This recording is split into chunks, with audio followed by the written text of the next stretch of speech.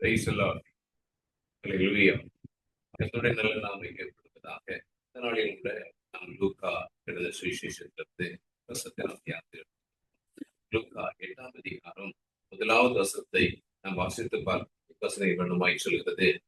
பின்பு அவர் பட்டணங்கள் தோறும் கிராமங்கள் தோறும் பிரயாணம் பண்ணி தேவனுடைய ராஜ்யத்துக்குரிய நற்செய்தி கூறி பிரசங்கித்து வந்தார் என்று நாம் வாசிக்கிறோம். இந்த வசனத்தினுடைய தன்மை நீங்க கவனிச்சு பாருங்க. தேவனுடைய ராஜ்யத்துக்குரிய நற்செய்தி என்று ஒரு வார்த்தை உள்ள அடங்கியது. ஆண்டவராகிய இயேசு கிறிஸ்து ஊழியம் செய்த நாட்களில அவர் பயன்படுத்திய ஒரு காரியத்தை, அவர் பயன்படுத்திய யுக்தியை தான் இன்னைக்கு நம்ம தியானிக்க போறோம். தேவனுடைய ராஜ்யத்துக்குரிய ஒரு நற்செய்தி. நல்லா கவனிங்க, இந்த வசனத்தினுடைய மையப்பொருள தேவனுடைய ராஜ்யத்துக்குரிய ஒரு நற்செய்தி. நற்செய்தி அப்படின்னு சொல்லும் போது இன்றைக்கு அதை நம்ம பலமாக நம்ம புரிந்து கொள்ள முடியும். ஒருவேளை ஒரு போட்டியில இந்தியா வெற்றி பெறுது அப்படின்னு சொன்னா இந்தியர்களுக்கெல்லாம் எதா இருக்கலாம், ஒரு நற்செய்தியா இருக்கலாம். தோற்று போன நாட்டுக்கு அது ஒரு நல்ல செய்தியா தெரியும். அதே போல ஒவ்வொரு அரசியல் ஒவ்வொரு எலெக்ஷன் நடக்கு, இதுல ஜெயிக்கிற கட்சிகளுக்கு அவங்களுக்கு ஒரு நல்ல செய்தி என்று நினைப்பாங்க, மற்றவங்களுக்கு அது நல்ல செய்தியா தெரியும். ஆனா வேதத்துல தேவனுடைய ராஜ்யத்துக்குரிய ஒரு நற்செய்தி இருக்கு. செய்தி நம்மளுக்கு என்ன செய்யும்? 2ஆம் அதிகாரம் 10 வசனத்துக்கு வரும்போது எல்லா ஜனத்துக்கும் சந்தோஷத்தை கொடுக்கக்கூடிய ஒரு நற்செய்தி என்று வசனிச்சோம்.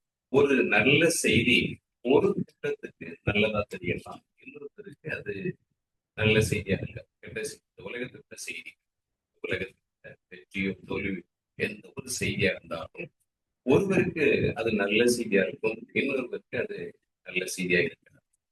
ஆனா வேதம் காட்டக்கூடிய தேவனுடைய ராஜ்யத்திற்குரிய ஒரு நற்செய்தி பாருங்க, அது எல்லா ஜனத்துக்கும் சந்தோஷமான ஒரு செய்தி.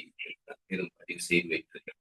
உண்மையான தேவனுடைய சகோதரர்களே, இந்த ராஜ்யத்துக்குரிய ஒரு நற்செய்தி இது இன்றைக்கு நமக்கு தேவையான ஒரு நற்செய்தி என்ற பெயர்ல எவ்வளவு விதமான செய்திகள் நம்ம கேட்கிறோம். யூடியூப்ல கேட்கிறோம், ஆன்லைன்ல கேட்கிறோம், எத்தனையோ செய்திகள் கேட்டுக்கொண்டுதான் இருக்கு, இல்லைன்னு சொல்லல. ஆனா அந்த ராஜ்யத்துக்குரிய செய்தி என்ன செய்யும், அதைத்தான் நம்ம புரிந்து கொள்ளணும். இவ்வளவு நீங்க வேதத்துல வாசித்து பார்த்தீங்கன்னு சொன்னா 2 சாமுவேல் புத்தகம் 4ஆம் அதிகாரத்துல 10வது வசனத்துக்கு கடந்து வரும்போது தாவீதுக்கு நற்செய்தி அப்படின்னு சொல்லிட்டு ஒருத்தங்க 2 பேர் வருவாங்க. யாரெல்லாம் அப்படின்னு நீங்க கவனிச்சு பார்த்தீங்கன்னா, ரேகா, வானா, இந்த 2 பேரும் தாவீதுட்ட வந்து ஒரு நற்செய்தின்னு சொல்ல வருவாங்க.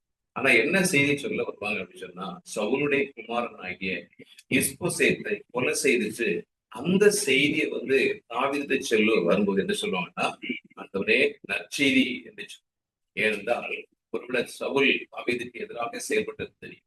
அதனால இந்த இஸ்போசேத்தை கொன்ன ஒரு செய்தி, மறைத்த ஒரு செய்திய அவங்க நல்ல செய்தி என்று நினைச்சிட்டு சவுல் தாவீதுட்ட வந்து சொல்ல வருவாங்க.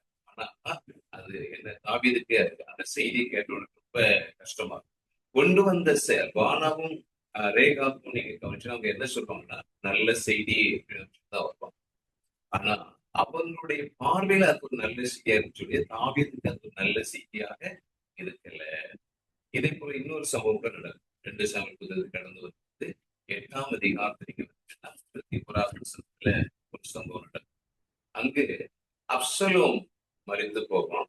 இந்த அப்சலோம் மரித்து போன ஒரு செய்திய ஊஷி தாவீதுட்ட வந்து சொல்ல ஓடி வரும். அப்படி சொல்ல ஓடி வரும்போதும் அப்படி என்ன சொல்வான்னா, தாவீது ராஜாவை ஆண்டவனே நற்செய்தி என்றுதான் சொல்லுவோம். அப்சலோம் மரித்து போன ஒரு செய்திய ஊஷி வந்து சொல்லும் போது நற்செய்தி என்றுதான் சொல்லுவான். தாவீதோ அடு அடு பொய்க்க வேண்டிய வாசலில் உட்கார்ந்து, என் மகன் ஆகிய அப்சலோமே அப்சலோமே உனக்காக நான் மரித்திருக்கலாமே என்று சொல்லி அவன் அழுறத நம்ம பார்க்கணும்.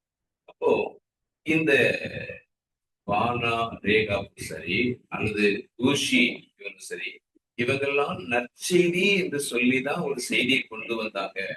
ஆனா அவங்க சொன்ன செய்தி தாவீதுக்கு நல்ல செய்தியாக அமையல. அவங்க 2 பேரும் சொன்ன செய்தி நற்செய்தி அப்படின்னு சொல்ல வந்தாங்க. ஆனா தாவீதுடைய பார்வையில அந்த 2 பேர் கொண்டு வந்த செய்தி என்னதா அமையல, நல்ல செய்தியா.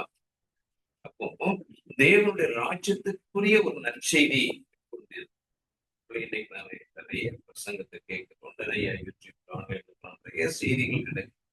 அப்போ இந்த செய்திகள் என்ன செய்யணும், இன்னைக்கு அந்த ராஜ்யத்துக்குரிய செய்தி என்ன செய்யும் நம்ம வசனத்தின் அடிப்படையில நம்ம சற்று தியானிக்கலாம். காரணம் என்னன்னா, பேதுரு இதை சொல்லும்போது கர்த்தருடைய வசனம் தான் என்றென்றைக்கும் நிலைத்து இருக்கக்கூடியது என்று சொல்லி ஒன்று பேதுரு வாசிக்கிறது, அதை நான் வாசிப்போம். கர்த்தருடைய வசனம் தான் என்றென்றைக்கும் நிலைச்சிருக்கு. அப்ப என்றென்றைக்கும் நிலைத்து நிற்கக்கூடிய ஒரு நல்ல செய்தி தான் இந்த ராஜ்யத்தினுடைய சுவிசேஷம், இந்த ராஜ்யத்தினுடைய நற்செய்தி. இன்னைக்கு அதை நம்ம ஜனங்களிடத்துல சரியா கொண்டு போனோம் அப்படின்னு சொன்னா ஒரு பெரிய அறுவடை நமக்கு, ஒரு பெரிய ஆசீர்வாதம். ஆனா இந்த ராஜ்யத்துக்குரிய நற்செய்தியை நம்ம விட்டுட்டு வேற என்னெல்லாமோ செய்திகளை இன்னைக்கு ஜனங்கள்கிட்ட கொண்டு போய் கொண்டிருப்பதனால தேவன் எதிர்பார்க்கிற ஒரு அறுவடைய நம்ம பெற்றுக்கொள்ளாமல், உண்மையான இந்த ராஜ்யத்தினுடைய நற்செய்தி என்ன, இந்த உண்மையான செய்தியை இன்றைக்கும் நாம் ஜனங்களிடத்துல கொண்டு போனோம் அப்படின்னு சொன்னா நாம் ஆசீர்வதிக்கிறோம். அல்லேலூயா. 3ஆம் அதிகாரம் 2ஆம் வசனத்துல பாருங்க, யோவான் ஸ்நானகமாய் சொல்லுகிறது, மனம் திரும்புங்கள், யோகராஜ்யம் சமீபித்திருக்கிறது என்று பிரசங்கம். இங்க யோவான்ல ஒரு செய்தி கடந்து வரும். என்ன செய்தி சொன்னாரு? மனம் திரும்புங்கள், பரலோக ராஜ்யம் சமீபித்திருக்கிறது என்று சொல்லி ஒரு செய்தியை சொல்றார். இந்த யோவானிலிருந்து புறப்பட்டு வந்த ஒரு செய்தி ஜனங்கள் அன்றைக்கு பாவ குணப்படைய செய்தி. அதே அதிகாரத்தில் பாருங்க, 6ஆம் வசனத்துல தங்கள் பாவங்களை அறிக்கையிட்டு என்று யோவானுடைய பிரசங்கம், யோவானிலிருந்து புறப்பட்டு போன ஒரு செய்தியானது ஜனங்களை பாவ உணர்வடைய செய்து அவங்க என்ன செய்தாங்க, பாவங்களை அறிக்கையிட்டு ஞானஸ்நானம் பெற்று பாருங்க. அவங்க வனாந்தத்திலிருந்து பிரசங்கிக்கிறான். அவன்கிட்ட இருந்து ஒரு செய்தி ஜனங்கள்கிட்ட கடந்து வரும். எத்தனையோ ஜனங்கள் அவனுடைய செய்தியை கேட்கிறாங்க, என்கிறதுலாமோ கடந்து வர்றாங்க. யார் யாரெல்லாமோ வர்றாங்க, கேட்காது பரிசேர்கள், அன்றைக்கு இருந்த வேத பாடல்கள், வேதத்தை அறிந்தவர்கள் எத்தனையோ பேர் கடந்து வர்றாங்க. ஆனா இவர்கிட்ட இருந்து போன அந்த செய்தியானது ஜனங்களுக்குள்ள எதை உண்டாக்குது? அவங்க தங்களுடைய பாவங்களை அறிக்கையிட்டாங்க. அப்ப தேவனுடைய ராஜ்யத்துக்குரிய உண்மையான ஒரு நற்செய்தி நம்ம இன்னைக்கு பிரசங்கிப்போம் அப்படின்னு சொன்னா, அந்த செய்தி சொல்லுவோம்னு சொன்னா ஜனங்கள் என்ன செய்வாங்க? பாவ உணர்வு நிச்சயம் அடையும், பாவங்களை அறிக்கைக்கிறோம். ஆனா இன்னைக்கு துணிகரமாய் வாழ்ந்து கொண்டிருக்கிற ஒரு காலத்துல ஜனங்கள் தங்களுடைய பாவத்தை குறிச்சு ஒரு அறிக்கையிடவோ அல்லது உணர்வடையவோ மனம் திரும்பவோ விருப்பம் இல்லாத ஒரு சூழல்ல எதை குறிச்சும் கவலைப்படாமலே செய்தாங்கன்னா செய்தியை கேட்டுட்டே இருக்கிறாங்க. இன்னைக்கு சுவிசேஷங்களா அல்லது ஆலயத்தை சங்கங்களா கேட்கிற ஜனங்கள் எதை குறிச்சும் உணர்வடையாமலேயே செய்தாங்கன்னா கேட்டுட்டே இருக்கு. அப்ப நாம சரியான ஒரு செய்தி ஜனங்களுக்கு போகலையோ அப்படின்னு நான் நினைக்கிறேன். அப்ப இந்த வார்த்தைகளை கேட்டுக்கொண்டிருக்க சகோதரிகளே, தேவனுடைய ராஜ்யத்துக்குரிய செய்தி என்ன செய்யும்? ஜனங்கள் பாவ உணர்வடையை செய்யும், பாவ உணர்வடையை செய்யும். அதுதான் அன்னைக்கு யோவானுடைய வாயிலிருந்து புறப்பட்டு போன வார்த்தை, ஜனங்களை உணர்வடையை செய்து. நீங்க யோவானிலிருந்து சுவிசேஷத்துக்கு கூட கடந்து வரும்போது நீங்க வாசித்து பாருங்க. யோவானிலிருந்து சுவிசேஷம் 8ஆம் அதிகாரத்துல கடந்து 7ஆவது வசனத்தை நீங்க பாருங்க. அவர்கள் ஓயாமல் கேட்டுக்கொண்டிருக்கீங்க, அவர் கேட்டுக்கொண்டிருக்கீங்க, அவர் நிமிர்ந்து பார்த்து உங்களில் பாவம் இல்லாதவன் இவள் பேர் ஏதாவது கல்லறை விபச்சாரத்துல நீக்கப்பட்ட ஒரு ஸ்திரியை கொண்டு நிறுத்திட்டு கல்லறையில ரெடியா இருக்கு. அப்ப ஆண்டவர் அவங்களோட கூட பேசுற செய்தியை சொல்ற என்ன ஒரு செய்தி? உங்கள் பாவம் இல்லாதவன் இவன் மேல் முதலாவது கல்லறிய கடவுள். இந்த ஒரு வார்த்தை அவங்களுடைய வாழ்க்கையில என்ன மாற்றத்தை கொண்டு வருவார்கள்? அடுத்த சொல்லிட்டு அவர்கள் மனசாட்சியினால் கடிந்து கொள்ளப்பட்டு பெரியோர் முதல் சிறியோர் வரைக்கும் ஒவ்வொருவராய் போய்விட்டார். அவங்க எல்லாரும் கல்லறியன்னு ரெடியா வந்திருக்கிறாங்க. விபச்சாரத்தில் பிடிக்கப்பட்ட சிறியை கூட்டிட்டு வந்திருக்கிறாங்க, பிடிச்சு கொண்டு வந்திருக்கிறாங்க. அவளை கல்லறிஞ்சு கொள்வதற்கு எல்லாரும் ஆயத்தமா இருக்கிறாங்க. ஆண்டவர் உங்களுக்கு செய்தியை பேசுற முதலாவது கல்லறையை ஒரு செய்தி இருக்கு. அந்த செய்தியானது அங்க இருக்கிற எல்லாருடைய கிரியை செய்யும். அங்க இருக்கிற சிறியவர்கள் பெரியவர் வரைக்கும் எல்லாருடைய உள்ளத்துல கிரியை செய்யும். அந்த வார்த்தை அவங்களோட உள்ளத்துல கிரியை செய்வது என்ன நடக்கும் பாருங்க. அவங்களுடைய மனசாட்சியினாலே கடிந்து கொள்ளும். அந்த வார்த்தை அவங்களை உணர்வடைய செய்யும். நம்ம பாவம் செய்திருக்கிறோம், நாம தவறு செய்திருக்கிறோம், நம்ம கல்லறிய கூடாது என்று சொல்லி அவங்க மனசாட்சியினால் கடிந்து கொள்ளப்பட்டதை நம்ம ராஜ்யத்துக்குரிய நற்செய்தி என்ன செய்யும் அப்படின்னு சொன்னா ஜனங்களை பாவ உணர்வடைய செய்யும்.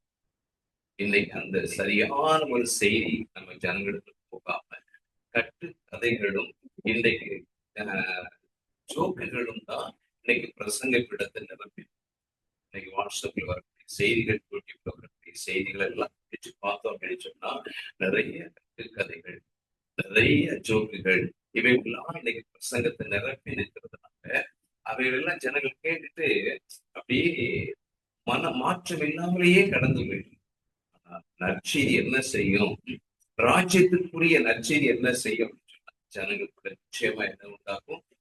பாவ உணர்வு பண்ணி அவங்க மனம் திரும்புவதற்கு ஏதுவான சூழலுக்கு விஷயங்களை இன்னும் நீங்க கவனிச்சு பாருங்க. நற்செய்தி என்ன செய்தது அப்படின்னு பார்த்தோம்னா அப்போஸ்தலர் பணிக்கு கடந்து வந்து 2ஆம் அதிகாரத்துல நம்ம வாசித்து பார்த்தோம் அப்படின்னு சொன்னா 41வது வசனத்தை பார்த்து 2ஆம் அதிகாரம் 41வது வசனம் படமாய் சொல்கிறது.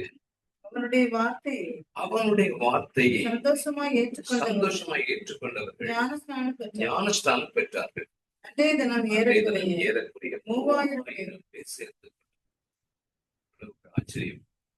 பேதுரு வாயிலிருந்து அந்த பிரசங்கம் 2ஆம் அதிகாரத்துல வாசித்து 17வது வசனத்திலிருந்து அவருடைய பிரசங்கத்தை அறிகளுக்கு பார்க்கணும். இந்த பேதுரு பிரசங்கித்த போது அவனுடைய வார்த்தையை ஏற்றுக்கொண்டவர்கள் என்ன செய்தாங்க? ஞானஸ்தானம் பெற்றார்கள். ஏறக்குறைய 3000 பேர் சேர்த்து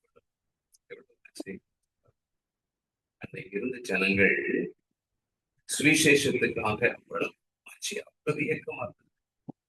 அவனுடைய வார்த்தையை கேட்டு எல்லாரும் அறிக்கை மனம் திரும்பி ரட்சிக்கப்படும். எல்லா வசனம் அந்த அதே அதிகாரத்தில் ரட்சிக்கப்படுகிறவர்களை கத்தது அந்த தினம் சபையில் சேர்த்து கொண்டார் என்று சொல்லி 47வது வசனம் சொல்லி. இப்ப இந்த வசனங்கள் எல்லாம் கவனிச்சு பார்க்கும்போது நற்செய்தி ஒரு மனம் திரும்ப செய்வது மட்டுமல்ல, நற்செய்தி ஒருவனை கொண்டு வந்து சேர்க்குது. தேவனை மந்தையாய் சபைக்குள்ள கொண்டு வந்து சேர்க்க. நற்செய்தி ஒரு நாடு சிதறடிக்காது. நற்செய்தி ஒரு நாடு சிதறடிக்காது. நற்செய்தி ஒரு நாடு கிடைக்காது. நற்செய்தி கண்டபடி நற்செய்தி ஜனங்களை சபைக்குள்ள கொண்டு வர, தேவனுடைய மந்தைக்குள்ள கொண்டு வர. அதுதான் தேவனுடைய ராஜ்யத்திற்குரிய அர்த்தம். இன்றைக்கு நற்செய்தியை சரியா நம்ம புரிந்து கொள்ளாது. இன்றைக்கு ஓடிட்டே இருக்க அலைஞ்சுட்டே இருக்க இல்ல, நம்ம வார்த்தை சரியா கேட்டு சத்தியத்துக்குள்ள நடந்தோம் அப்படின்னு சொன்னா சரியா ஒரு மந்தைக்குள்ள ஒரு சபைக்குள்ள விழுந்துக்குள்ள நமக்கு தாயை கடந்தோம். இதுதான் தேவனுடைய ராஜ்யத்துக்குரிய நற்செய்தி நமக்குள்ள என்ன செய்யும்? நிச்சயமா கொண்டு நிச்சயமா கொண்டு இன்னைக்கு ஆண்டவர் அது வார்த்தைகள் பேசும்போது இயேசு பிரசங்கிக்கும் சரி, அல்லது அன்றைக்கு அப்போஸ்தலர்கள் பிரசங்கிக்கும் போது சரி, ஜனங்களுக்குள்ள இந்த மாற்றம் நடந்துச்சு. அவங்க மனம் திரும்பினாங்க, ரட்சிக்கப்பட்டாங்க, சபையில சேர்த்து கொள்ளப்பட்டாங்க. எனக்கு அருமையான சகோதர சகோதரிகளே, உங்களுடைய வாழ்க்கையில கிறிஸ்துவனுடைய அந்த உண்மையான செய்திக்கு நேரா நீங்க கடந்து வருவீங்க சொன்னா வாழ்க்கையில நடக்கும். உங்க வாழ்க்கையில நடக்கும். அல்லது இந்த உண்மையான நற்செய்தியை நீங்க சரியா ஜனங்களிடத்துல கொண்டு வரீங்கன்னு சொன்னா ஜனங்களுடைய வாழ்க்கையில நடக்கும். அவங்க உண்மையான ஒரு மனம் திரும்புதலுக்கு ஏதுவாக கடந்து வருவாங்க. இந்த நற்செய்தி ஜனங்களை ஒரு நாள் மேற்கூச்சி அடைய செய்யாது பூசாது. இந்த நற்செய்தி ஒரு நாள் ஜனங்களுடைய காயங்கள் மேல்கட்டமாக பூசாது. இது கட்டாயம் அவங்களோட விஷயம் உணர்வடையை செய்யும். இந்த நற்செய்தி அவங்க உணர்வடையை செய்வேன். அவங்களை நிச்சயமா பாவத்துல அறிக்கை என்று கடந்து இதை நீதிமொழிகளை வாசித்து பார்த்தோம் அப்படின்னு சொன்னா 15ஆம் அதிகாரம் 30வது வசனத்தை வாசித்து பார்த்தேன். கண்களின் ஒளி இருதயத்தை பூரிப்பார். நற்செய்தி எலும்புகளை புஷ்டிகா. நற்செய்தி எலும்புகளை நிச்சயமா புஷ்டியாகும். நம்முடைய அவயவங்களுக்கு அது நீச்சு எலும்புகளை புஷ்டியாகும் அப்படின்னு சொல்லும்போது இந்த நற்செய்தியானது சுகத்தை, இந்த நற்செய்தியானது நமக்குள்ள ஆரோக்கியத்தை, இந்த நற்செய்தியானது நம்மளை பலப்படுத்த, இந்த நற்செய்தியானது நம்மளை புஷ்டியாக்கக்கூடியது. அதனால்தான் அன்னைக்கு நூற்றுக்கு அதிபதி கேட்டான், ஒரே ஒரு வார்த்தை சொல், வேலை சுகமாய். என்ன ஆண்டோடைய வார்த்தை இருக்கு பாத்தீங்களா, இந்த ராஜ்யத்தினுடைய சுவிசேஷம் பாத்தீங்களா, இது சுகமாக்கு, இது நம்மளை சுகமாக்கக்கூடிய நற்செய்தி, விடுதலை ஆக்கக்கூடிய ஒரு செய்தி நம்மிடத்துல. உலகத்துல ஒரு டாக்டர்கிட்ட இல்லாத ஒரு அற்புதம் செய்யக்கூடிய வல்லமை, ஒரு டாக்டர்கிட்ட இல்லாத ஒரு சுகம் அளிக்கிற வல்லமை, இவ்வளவு மருந்து மாத்திரைகள் இல்லாத ஒரு காரியம் தேவனுடைய ராஜ்யத்துல, இந்த ராஜ்யத்தினுடைய சுவிசேஷத்துல. அதனால ஆண்டவர் இயேசு கிறிஸ்து மத்தேயு 11ஆம் அதிகாரம் 5வது வசனத்தில் சொல்லும்போது வேணாமாய் சொல்லுவாரு. மத்தேயு 11ஆம் அதிகாரம் 5வது வசனத்துல பாருங்க, பார்வையடைகிறார், சப்பானிகள் நடக்கிறார், குஷ்டரோகிகள் சுத்தமாகிறார், செவிடர் கேட்கிறார்கள், மரித்தோர் எழுந்திருக்கிறார், ராஜ்யத்துடைய நற்செய்தி ஜனங்களிடத்துல கடந்து போகும்போது ஆண்டவர் சொல்றார், பார்வை அடைகிறார், சப்பானிகள் நடக்கிறார், குஷ்டரோகிகள் சுத்தமாகிறார், செவிடர் கேட்கிறார்கள், மரித்தோர் எழுந்திருக்கிறார். தரித்திரருக்கு சுவிசேஷம், இந்த ராஜ்யத்தினுடைய செய்தியை பாதிக்கிறார். இது எவ்வளவு வல்லமையான ஒரு காரியத்தை செய்யும். அப்ப இன்றைக்கு இந்த நற்செய்தியை, இந்த ராஜ்யத்திற்குரிய இந்த நற்செய்தியை, அற்புதங்களையும் அதிசயங்களையும் செய்யக்கூடிய இந்த நற்செய்தியை நாங்கள் விட்டுட்டு இன்னைக்கு நம்ம கதைகளையும் கட்டுக்கதைகளையும் சொல்லிக் கொண்டிருப்பதனால்தான் ஜனங்களிடத்துல எந்த ஒரு மாற்றமும். உண்மையான ஒரு செய்தி, ராஜ்யத்தினுடைய சரியான சுவிசேஷம், சிலுவையை பற்றிய உபதேசம், கிறிஸ்துவனுடைய பாடுகள் மரணங்கள் இவைகளை பற்றிதான ஒரு காரியத்தை ஜனங்களிடத்துல சரியா கொண்டு போகணும்னு சொன்னா அந்த வார்த்தை கட்டாயம் ஜனங்களிடத்துல, இந்த வார்த்தை தேவனுடைய வார்த்தை கட்டாயம் விடுதலையாகும். ஆகவே இந்த விடுவிக்கிற அந்த சுவிசேஷம் நம்முடைய கரத்தில் விடுதலையாக்கக்கூடிய ஒரு பெரிய சுவிசேஷம், சுவிசேஷத்தினுடைய வார்த்தை இருக்கு. ஆண்டவருடைய கரத்தில் அந்த வார்த்தையை தந்து, ஆண்டவருடைய கரத்தில் அந்த வார்த்தையை தந்து ராஜ்யத்தினுடைய சுவிசேஷம், இந்த சுவிசேஷம் சுகமா, இந்த நற்செய்தி சுகமா, இந்த நற்செய்தி மரித்தோன உயிரோடு கூட எழுப்பி, இந்த நற்செய்தி குஷ்டரோகிகள் சுத்தம் பண்ண, இந்த நற்செய்தியானது தரித்திரரை ஐஸ்வர்யமான மாற்ற, தரித்திரரை மாற்றக்கூடிய, வாழ்க்கையை மாற்றி அமைக்கக்கூடிய ஒரு பெரிய செய்தி இந்த ராஜ்யத்துடைய நற்செய்தி. ஒரு மனுஷர்கள் எவ்வளவு மாற்றத்தை உண்டு பண்ணும். ஒரு சவுளுடைய வாழ்க்கையை நம்ம கவனிச்சு பார்த்தோம்னு சொன்னா, அவருடைய வாழ்க்கையில் அவர் எவ்வளவு கிறிஸ்தவங்களுக்கு விரோதமாக எவ்வளவு கைமகாரமா இருக்கும், எவ்வளவு கொலைவெறியோடு இருந்த, எவ்வளவு ஜனங்களை துன்பப்படுத்த, சீசர்களை போய் இழுத்து அடிச்சு துன்பப்படுத்தக்கூடிய எவ்வளவு எண்ணமுடையவனா இருக்கு. ஆண்டோடைய வார்த்தை சவுலை தொட்ட போது அவருடைய சுபாவம் அப்படியே மாறுறதன் வேறு, அப்படியே மாறாண்டோடைய என்ன செய்ய சித்தமாயிருக்கு. இதுதான் ராஜ்யத்தில் சுவிசேஷப்பட்டு வரக்கூடிய ஒரு பெரிய மாற்றம், ஒரு பெரிய மாற்றம். அதுவரை கொலகாரனா இருந்தது உண்மைதான், கிறிஸ்தவர்களுக்கு விரோதமான எண்ணங்களை கொண்டிருந்தது உண்மைதான். ஆனா இந்த சுவிசேஷத்தினுடைய வல்லம் அவனுக்கு தொட்ட, கர்த்தருடைய கரம் அவனை தொட்ட போது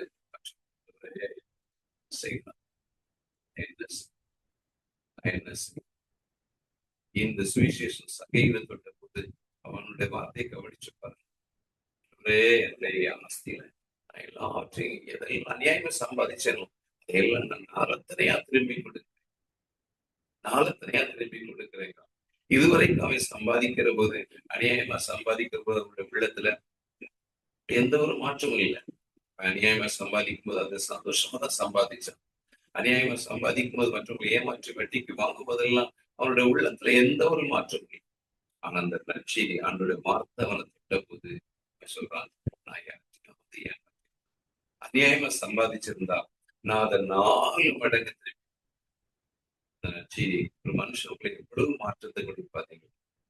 இந்த நற்செய்தி ஒரு மனுஷனை எவ்வளவு மாற்றம் செய்ய முடியும். ஆகவே இந்த ராஜ்யத்துக்குரிய நற்செய்திய ஜனங்க இடத்துல சரியா கொண்டு சரியான ஒரு சுவிசேஷம் இன்னைக்கு இல்லை. அதை நம்ம கொண்டு போகணும். சரியான ஒரு சுவிசேஷ செய்தி நம்முடைய கரத்துல இருக்கு.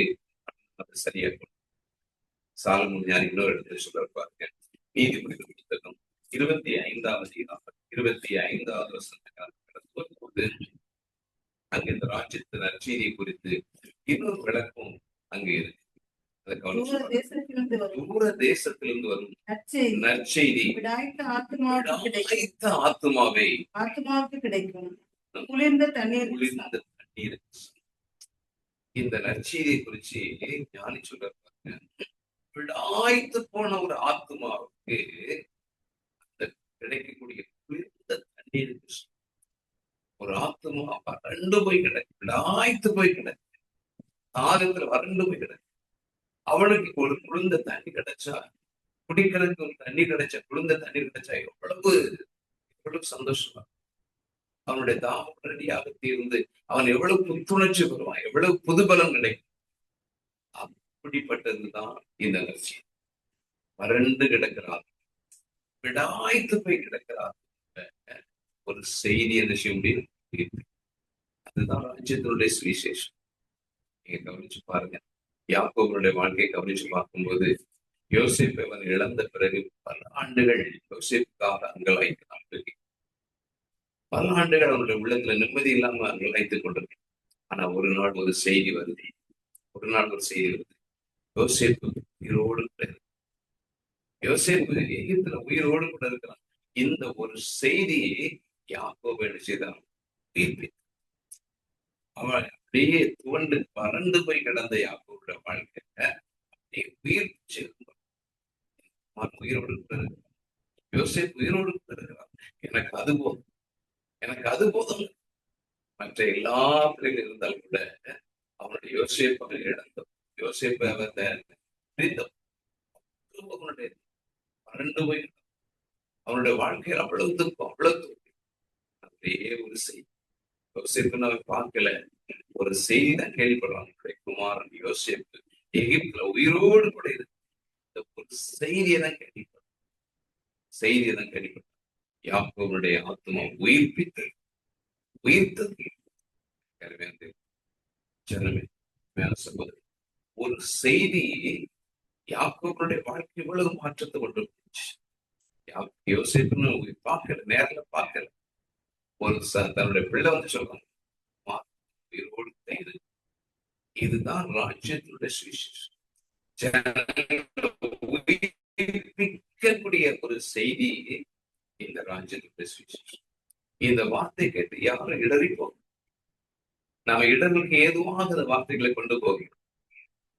இன்னைக்கு இந்த செய்தி ஜனங்க இடத்துல பிரசங்கிக்கிறது அல்லது சரியான ஒரு கோணத்துல இந்த சுவிசேஷத்தை நாம என்ன செய்யல கொண்டு நாங்க யாக்கோபு செய்தியை பாருங்க.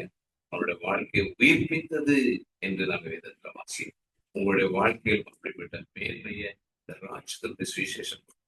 அப்ப இன்னைக்கு வறண்டு கிடக்கிற, விடாய்த்து போய் கிடக்கிற ஆத்துமாக்களுக்கு நாம கொண்டு போகக்கூடிய நற்செய்தி பாருங்க. அதை அவங்களை உயிர்ப்பிக்க அந்த செய்தி, அப்படிப்பட்ட செய்தியை ஜனங்களுக்கு நாம என்ன செய்யணும்? அப்படிப்பட்ட செய்தியை நாம கொண்டு நம்ம வார்த்தையில் எழுந்த சுவிசேஷத்தை கடந்து வரும். மார்க்கு 4:8 சில விதை நல்ல நிலத்தில் ஓங்கி வளர்கிற பயிராகி 130, 160, 100 சுவிசேஷத்தை செய்தி இது வெறுமையா திரும்பவே சொல்றாங்களா? என்னுடைய வார்த்தை வெறுமையான செய்யாது, நான் விரும்பின காரியத்தை அது வாய்க்கும்படி செய்யும். இந்த நற்செய்தி இருக்கு பாருங்க. இந்த நற்செய்தி சாதாரண ஒன்றல்ல. இது தேவன் விரும்பின ஒரு காரியத்தை செய்துட்டு தான். தேவன் இந்த தேசத்துல என்ன செய்ய விரும்புகிறாரோ அந்த செய்தியை செய்துவிட்டு தான், வாழ்க்கையில பெரிய மாற்றத்தை கொடுக்கும் செய்தி. ஆண்டவருக்கு என்ன நம்முடைய வாழ்க்கையில விரும்புகிறாரோ அதை நம்மள என்ன சேர்ந்த வார்த்தை செய்துட்டு அதனாலதான் வசனம் சொல்லி 1, 30, 60 வார்த்தை ஏதோ நமக்குள்ள கொஞ்சம் மாற்றம் இல்லை, 100 மடங்கு 1% மாற்றத்தை நமக்கு உண்டு பண்ணும். நம்மளை 100க்கு 100 நம்மளை மாற்றி அமைக்க முடியுது. தெய்வன் கையில களிமண் அது கெட்டு போன கூட அதை திருத்தமா வேற பாண்டமா வரைந்து விட்டது போல தேவனுடைய வார்த்தை இந்த ராஜ்யத்தினுடைய சுவிசேஷம் பாருங்க, எப்படிப்பட்ட மனுஷனையும் மாற்றி அமைக்க முடியும். எப்படிப்பட்ட மனுஷனை அது மாற்றி அமைக்கக்கூடியது. அப்பவே இந்த ராஜ்யத்தினுடைய சுவிசேஷத்தினுடைய செய்தியை நம்ம இன்னைக்கு ஜனங்களிடத்துல சரியான அளவுல சரியா கொண்டு இந்த சிலுவையை பற்றி செய்தி இயேசு கிறிஸ்துடைய ரட்சிப்பின் சுவிசேஷத்தை நம்ம சரியா கொண்டு போனோம்னா அது 100 மடங்கு விஷயம் பலன் தரக்கூடியது. 100 மடங்கு பலன். நம்ம இன்னைக்கு சரியா அந்த சுவிசேஷத்தை ராஜ்யத்தினுடைய நற்செய்தியை சொல்லாமல் வேற வேற காரியங்களை இன்னைக்கு பேசி வேற வேற காரியங்களை ஜனங்களிடத்துல சொல்லிடணும். அதனாலதான் பலனற்றும். அப்ப இன்னைக்கு இந்த நற்செய்திய சரியா நம்ம ஜனங்களிடத்துல கொண்டு என்ன செய்யும் கவனிச்சுப்பாங்க. தெசலோனிக்கேயருக்கு கடந்து வரும்போது 3ஆம் அதிகாரம் 6வது வசனத்தை வாசித்து பார்த்தீங்கன்னு சொன்னா 1 தெசலோனிக்கேயர் 3ஆம் அதிகாரம் 6வது வசனத்தை வாசித்து பாருங்க. இப்பொழுது தீமோத்தேயு உங்களிடத்தில் இருந்து எங்களிடத்தில் வந்து உங்கள் விசுவாசத்தையும் அன்பையும் குறித்து நீங்கள் எப்பொழுதும் எங்களை பட்சமாய் நினைத்துக் கொண்டு நாங்கள் உங்களை காண வாஞ்சையாய் இருப்பது போல நீங்களும் எங்களை காண வாஞ்சையாய் இருக்கிறீர்கள் என்பதை தீமோத்தேயு போய் அந்த சபைக்குள்ள போய் பார்த்துட்டு வர்றான். தீமோத்தேயு தெசலோனிக்கே சபையை போய் பார்த்துட்டு வரும்போது அந்த தெசலோனிக்கே சபை மக்கள்கிட்ட ஒரு செய்தி பவுல் தீமோத்தேயு மூலமா பவுல் செய்தி என்ன அப்படின்னு பார்த்தா, நாங்கள் உங்களை காண வாஞ்சையா இருக்கிறது போல நீங்களும் எங்களை காண வாஞ்சையா இருக்கிறீர்கள் ஒரு செய்தி. அதான் ஒரு நற்செய்தியா பவுலுக்கு வந்து கிடைக்கும் தீமோத்தேயு மூலம். அந்த கொலைசை பட்டணத்துல இருந்த ஜனங்கள் அவ்வளவு வாஞ்சையோடு கூட இருக்கிறாங்க. அவரை பார்க்கணும். அந்த ஊழியருக்கும் விசுவாசிகளுக்கும் உள்ள ஐக்கியத்தை பாருங்க எவ்வளவு மேன்மையா இருக்கு. அந்த ஜனங்கள் எவ்வளவு நான் உங்களை பார்க்கறதுக்கு எவ்வளவு வாஞ்சையா இருக்கிறேனோ அதை போல நீங்களும் என்னை பார்க்கறதுக்கு வாஞ்சையா இருக்கு. அந்த ஊழியர் விசுவாசிகளுக்கும் உள்ள அந்த ஐக்கியம் உருவாக்கக்கூடியதுதான் இந்த கட்சி. ஊழியர்களுக்கும் விசுவாசிகளுக்கும் அல்லது சபை போதகருக்கும் அங்க இருக்கிற விசுவாசிகளுக்கும் ஒரு நெருங்கிய ஐக்கியத்தை உருவாக்கக்கூடியதுதான் இந்த நட்சி. இன்னைக்கு துர்ச்செய்திகள் பரம்பினதுனாலதான் சரியான ஒரு செய்தி ஜனங்களுக்கு போகாதனால்தான் இந்த ராஜ்யத்தினுடைய சுவிசேஷம் ஜனங்களுக்கு சரியா ரீச் ஆகனால்தான் இன்னைக்கு போதகர்களுக்கும் விசுவாசிகளுக்கும் இடையே இல்லை சரியான ஒரு ஐக்கியம், சரியான ஃபெல்லோஷிப். ஜனங்கள் என்ன நினைக்க, விசுவாசிகள் என்ன நினைக்கிறாங்க, இந்த ஊழியக்காரன் அப்படின்னு நினைக்கிறாங்க. அந்த சரியான ஒரு ஃபெல்லோஷிப் இல்லை. சபை போதகரோடு கூட விசுவாசிகளுக்கு சரியான ஒரு ஃபெல்லோஷிப். நிறைய சபைகளை பாருங்க, அந்த சரியான ஒரு ஐக்கியம் இல்லாத ஜனங்கள் ஒரு சபை விட்டு இன்னொரு சபை நினைச்சாங்க அப்படி மாறி. காரணம் அந்த போதகரோடு கூட சரியான ஒரு ஃபெல்லோஷிப் இல்லை. ஆனா இந்த நற்செய்தி என்ன செய்யறது கவனிச்சு பாருங்க. தெசலோனிக்கே சபையும் பவுலை என்ன செய்யல பிரிக்கவே. 2 பேருக்கும் அவ்வளவு வாஞ்சு, 2 பேருக்கும் அவ்வளவு ஏக்கம், 2 பேரும் விரும்புறாங்க. சபையும் விரும்புறது, ஊழியக்காரனும் விரும்புகிறான். இதுதான் நற்செய்தி செய்யக்கூடிய, இதுதான் நற்செய்தி செய்யக்கூடிய. இன்னைக்கு அநேக சபைகளை கவனிச்சு பார்த்தோம் அப்படின்னு சொன்னா, ஒன்று சில சபைகளை கவனிச்சு பார்த்தோம். விசுவாசி விரும்பாத சூழல் அல்லது விசுவாசிகளை ஊழியர் விரும்பாத சூழல் இருக்கிறது. இப்படிப்பட்ட மாறுபட்ட சூழல்களை இன்னைக்கு சபைகள்ல பார்க்கணும். ஆவிக்குரிய சபையா இருக்கலாம் அல்லது பாரம்பரிய சபைகளுக்கு எல்லா சபைகளும் இந்த குழப்பங்கள் எல்லாவற்றும் இந்த குழப்பங்கள். காரணம் என்னன்னா, இந்த நற்செய்திக்குள்ள ஜனங்கள் இன்னும் செய்யல சரியா கடந்து தேவனுடைய ராஜ்யத்தினுடைய சுவிசேஷத்தை சரியா இன்னும் புரிந்து கொள்ளாதனால்தான் இன்னைக்குள்ளும் நிறைய கசப்புகள், தாய்மகாரங்கள், மன்னிக்க முடியாத சூழல்கள், இப்படி பல காரியங்கள் ஜனங்களுக்குள்ளும் விசுவாசிகளுக்கும் புரிதலுக்குள்ள நிறைஞ்சு. ஆனா இந்த சுவிசேஷம் இந்த தெசலோனிக்கே சபை கவனிச்சு பார்த்தோம் அப்படின்னு சொன்னா அவங்களுக்குள்ள இருந்த அந்த ஏக்கத்தை பார்த்து நமக்கு ஆச்சரியம். இந்த தெசலோனிக்கே சபை இருக்கிற அவங்களுடைய விசுவாசிகளுடைய உள்ளம் பவுல் ஊழியக்காரன் திமுத்தை இவங்களுடைய உள்ளம் தான் எசைஞ்சிருந்ததை வேதத்துல பார்க்கணும். இதுதான் நற்செய்தி கொண்டு வரக்கூடிய ஆசை. இதுதான் நற்செய்தி செய்யும். நற்செய்தி ஒரு நாள் பிரிவினைகள் நற்செய்தி பெரிய ஐக்கியத்தை உருவாக்குது. ஜனங்களை தேவனோடு கூட இணைக்கக்கூடிய நற்செய்தி ஊழியக்காரன் சபை ஒண்ணு அவங்க இணைக்கக்கூடிய இன்னைக்கு அந்த செய்தியை நான் நினைக்கிறேன்னு சொல்லி ஜனங்கள்கிட்ட அந்த ஐக்கியப்படுத்தக்கூடிய ஒரு நற்செய்தியை கொண்டு பிரிவினைகளை உருவாக்கக்கூடிய செய்திகளையும் மற்ற காரியங்களையும் நம்ம கொண்டு செல்ல. இன்னும் நீங்க வேதத்துல வாசித்து பார்த்தீங்கன்னு சொன்னா நம்மை ஆச்சரியப்படக்கூடிய ஒரு வசனம் ராஜாக்கள் புத்தகத்துல 2 ராஜாக்கள் புத்தகம் 7ஆம் அதிகாரத்தை கடந்து வருது. 9வது வசனத்தை நம்ம வாசித்து பார்த்தோம்னு சொன்னா இது வசனம் சொல்வது இந்த நற்செய்தி அறிவிக்கும் நாள் என்று சொல்ல. நம்ம பொழுது விடிய மட்டும் காத்திருந்தா குற்றம் நம்ம மேல சுமரும். ஆகவே இன்றைக்கே இந்த நல்ல இன்றைக்கே நம்ம இந்த நற்செய்தியை சொல்ல வேண்டிய ஒரு நாள் என்று சொல்லி ஒரு நொடிப்பொழுது அனுமதிக்காமல் புறப்பட்டு சென்றார்கள். எனக்கு அருமையான தேவன், பலவீனப்பட்ட அந்த சகோதரர்களே இந்த செய்தியை கொண்டு போயிடணும். இந்த செய்தியை ராஜாக்களுக்கு கொண்டு போயிடணும், தேசங்களுக்குள்ள கொண்டு போயிடணும்னு சொல்லி பலவீனப்பட்ட வியாதிப்பட்ட அந்த சகோதரர்களுக்குள்ளே ஒரு வாஞ்ச ஒரு விருப்பம் இருக்குமானால் இன்னைக்கு தேவன் நமக்கு சுகத்தை ஆரோக்கியத்தை பலத்தையும் தந்திருக்கும் போது இந்த நற்செய்திய நமக்குள்ள வச்சுட்டு நாம் அறிவிக்காமல் இருந்தால் சொல்லாமல் இருந்தால் வரும் என்றதான் இன்னைக்கு தேவன் நமக்கு நல்ல சுகத்தை தந்திருக்கு, நல்ல ஆரோக்கியத்தை தந்திருக்கு, நல்ல வசதிகளை நல்ல வாகனம் எல்லா வசதிகளை வைத்துட்டு இந்த ராஜ்யத்துக்குரிய நற்செய்தி ஏற்படுறவங்களுக்கு நம்ம கொண்டு போகல அப்படின்னு சொன்னா நம்மிடத்துல ஒரு விலையேறப்பட்ட ஒரு நல்ல செய்தி இருக்கு. ராஜ்யத்தினுடைய சுவிசேஷம் நமக்கு இருக்கு. நமக்கு அது விதைக்கப்பட்ட இந்த விதை, இந்த சுவிசேஷம், இந்த நற்செய்தி நமக்குள்ள ஒரு விதை போல விதைக்கப்பட்டது. இந்த வசனம் எனக்கு தெரியாது, இந்த நல்ல செய்தி எனக்கு தெரியாது நீ சொல்லி நம்ம இன்னைக்கு யாரும் சொல்லிவிட முடியாது. நம்ம எல்லாருக்குள்ளும் இந்த செய்தி, நம்ம எல்லாருக்குள்ள இந்த ராஜ்யத்தினுடைய சுவிசேஷம் விதைக்கப்பட்டிருக்கு.